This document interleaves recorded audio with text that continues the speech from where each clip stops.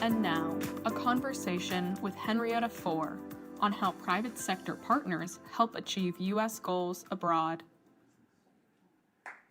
Henrietta, hi, how are you? Thank you for joining us. We have a few seats in the front. They say reserved on them, but you can come up and take a few seats in a second right here, please. Okay. They're reserved for you. Henrietta Fore. Your bio is prolific. I'm not going to dig into it right now. You were a director of UNICEF. You were the head of USAID, but had a dual role. You were also head of development at the State Department at the same time, which is a really interesting role. And you were here at the beginning of the efforts on partnerships, and would love to get your take on that. Why? How did that happen? Why was it set up, and your early impressions of entering into those partnerships? Can I just, I know two of you. Policy. Thank you also to all the USAIDers and State Department people who are here today. It's really great to see all of you. And of course, the many partners who are in the private sector. So, Andrew, I think at least my experience with public-private partnerships began early on in 1989 when I was first going into USAID. And it was because, as many of you remember, this is the time when the Berlin Wall was coming down. And so there were marches in Germany, and I've just recently been in Berlin, and you can see the places on the walkways where the marches began. And this was all to tear down the wall. And what people were asking for at that time was democracy American style and capitalism American style. And so that was a big moment for America to step up. And it meant that all of our institutions needed to step up. And state and AID often step up together. And in this case, we really did. And it was an important moment because there's an inflection point in history that occurs. And if America is there, strong, clear, and with programs and with the skills and talents to meet the moment, it makes a difference. And so we began working on privatizations of companies. Many of the factories that were in Eastern Europe were for armament manufacturing, but we wanted to move them into peacetime. So a light bulb factory or a car factory. We could make washing machines rather than making tanks. And there were many ways that we could do it. So privatizations began to take hold. And it is something that I think the world could look at again, because with debt levels for foreign countries, many of them are just struggling with them. Privatizations can be a good avenue for public-private partnerships. And these are good businesses for American companies as well as other companies, local companies. Then we also started the Financial Services Volunteer Corps to help on how to move into a capitalist system. The International Executive Service Corps was already there so that Americans could come out from their businesses, spend 6 weeks in another country, and help in their businesses. So it was a business to business. We had farmer to farmer in later years. And you realize that there was so much opportunity. And if you can take advantage of those moments, it's a seminal moment for America. And Andrew, there's one other time that I think America really stood up that was great. Please do share. Okay, so it's called the U.S.-Asia Environmental Partnership. The time now is 1991. It's almost Christmas time. And Brent Scowcroft managed to get out of the National Security Council the approval for President George H.W. Bush to announce this partnership. And it was 28 government agencies and 28 Asian countries, and they were to try to help clean the air, water, and land for Asian countries. And it meant that businesses could look at the facilities that they wanted, let's say pharmaceuticals in the forests of Indonesia. You could look at the things that you wanted to do for cleaning the water or preserving the coral reefs, whether it was in the Philippines or anywhere else. But you could realize that you could help save our planet. It's absolutely a precursor for what the young are talking about today with climate. I mean, they really would like to see a U.S.-Asia environmental partnership again, or a version of it. So look sometimes at the past. I know some of you are nodding, so you've been there, you've seen it, you know it, but it's a time when you can think about privatizations and public-private partnerships differently and with a modern approach that will really be impactful for America. That's inspiring. Thank you for sharing those examples. And that is akin to the next question I was going to ask you. This is not just at USAID and state where you've done these partnerships. In your time at UNICEF, at the Millennium Challenge Corporation, at OPIC, you've been an advocate for these sorts of programs. What advice would you just gave a piece of advice, look back for the modern. What advice would you give to set up successful partnerships? What are some practical steps maybe that you would share? Some lessons from your career that you would look for us to emulate going forward to forge successful public-private partnerships? So I think sometimes we underestimate the power of what a private partnership, public-private partnership does. And I think time has really come. But one is that public-private funding is often not abundant at the same time. So they can be counter-cyclical. It's something that the special representative knows. It is something very important for all of us to think about, but it is the counter-cyclicality. The second is that there's a sustainability component so that local businesses can really keep it going. The third is that there's always a revenue stream, and the revenue stream can in turn fund a program so that you don't have to start a program, run it for 2 years, run out of funding, and then stop the program. And we all get so disappointed when that happens.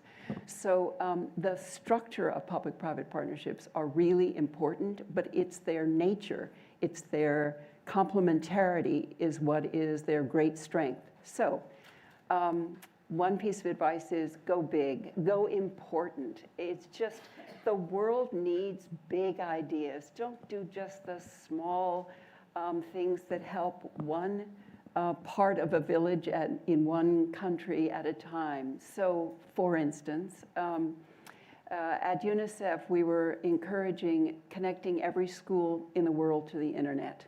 It would be a game changer for this group of young. It would mean that this generation could all have a level platform that they could build upon. Because right now, those who have all of the digital connectivity are just rocketing away from those who are simply left behind. And we who love the world of development, you can see that we could do better. So connecting every school on the internet, I think, would be an amazing and a thoughtful response for the next US administration. Another one is to just, when you're thinking big, to think fewer things. So Power Africa, I know you will hear from. Energy could be a really good one for America to focus on, and I think water could also be a really important area. We found that we needed water for agriculture, we needed it for human consumption, we needed it during COVID for people to wash their hands. You need it for our planet. It's an enormously powerful area. The United States could lead on any of these three, and so why not education, power, and water, and just move into something big. Relook at infrastructure. So many of our agencies, like USAID, when I first went in, we had engineers, and we did big infrastructure programs. We don't do that anymore, but the partners are in the private sector who can help do that, and if we can have more people who have thought about infrastructure now is different because we have the digital world, and it's so important to rethink infrastructure. The other one is Please. all right, I really think that we've got to focus on development. What's happened is the humanitarian world needs so much that it's taking over development portfolios. Right. But you need both, Andrew. You need humanitarian and development. Right. So there's so many opportunities out Yep. there. It's fantastic. And you touched on right at the outset there technology with UNICEF, which cuts across all of these sectors, of course. Just a quick question. Simple question. Who moves faster, government or business? Business. And working together, how do you reconcile those two?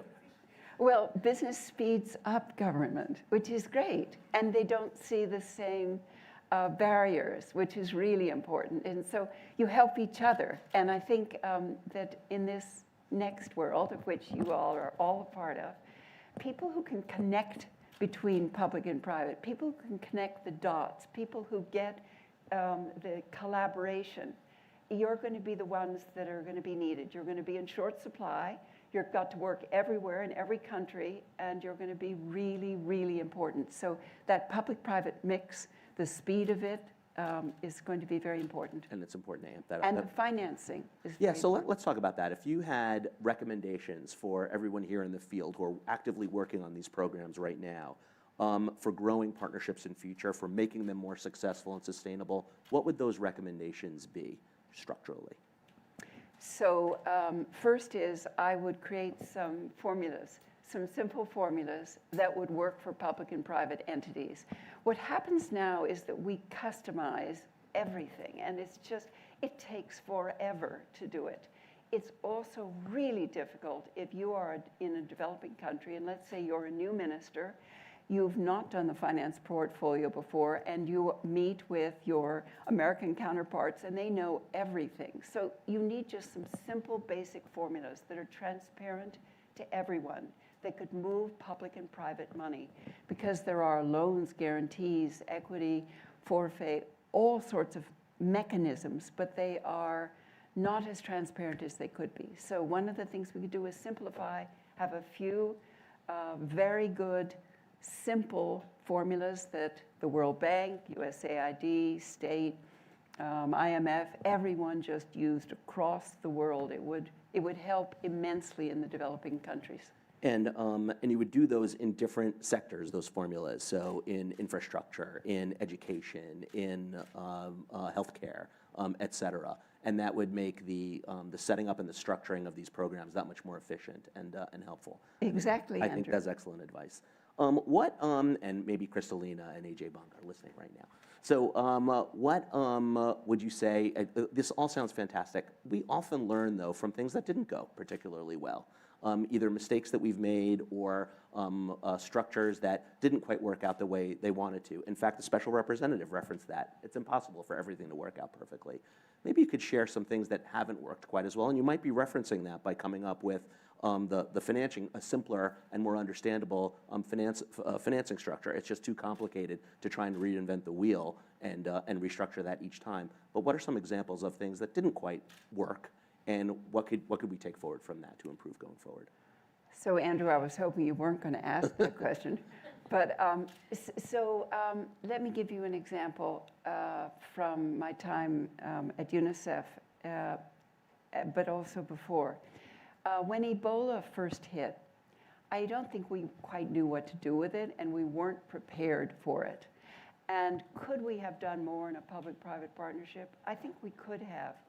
And so one of the things we did was that we tried to help by mobilizing the military, because as all of you know, the military has the capacity to mobilize quickly, and we did not in state or AID or in the UN, not in the same speed. We didn't have public-private partnerships worked out, but we got help from some of the tech companies. So Microsoft helped with a black box that could tell us where people were moving to. It didn't help us knowing, though, what to do, and it didn't help us with, let's say, little units that could allow a person who has Ebola to be in the unit and to not give it to your family members, because we had too many family members that were dying because of burials or because they were looking after their family, and particularly women, which Secretary Clinton would feel very strongly about. So we did not do it right. We were too slow. We didn't have the financial mechanisms. We didn't have the people. We didn't know how to protect the people that we sent. We lost doctors and nurses in extraordinary numbers. And we should not have to do that. We saw it again during COVID. We lost more healthcare workers than we should have. You know, in some of the countries that we all work in, there's one doctor for 40,000 people. I mean, you can't lose a doctor. You can't lose a nurse or a healthcare worker in a village. But we did because we were slow, we weren't prepared, we didn't know what the technologies were. So we have got to be sure that we understand what the technologies are, that we have the financial mechanisms already set up, that we quickly go into public-private partnerships, that they are the mode of doing work. We no longer just do government-to-government work, we do government, private sector, and government work. It's just, we could be better. We can be better. And I just want to congratulate you, first of all, and if you would all help me congratulate Henrietta on this tremendous effort that you helped to galvanize at state and USAID. And look at all the people that we brought into the room together focused on this. I think these are fantastic lessons that you share, and you've already, I think in your very smart and clear way, put them into practice with recommendations that you've shared with each of us. Everyone, please join me in thanking Henrietta Fore. Thank you, Anne.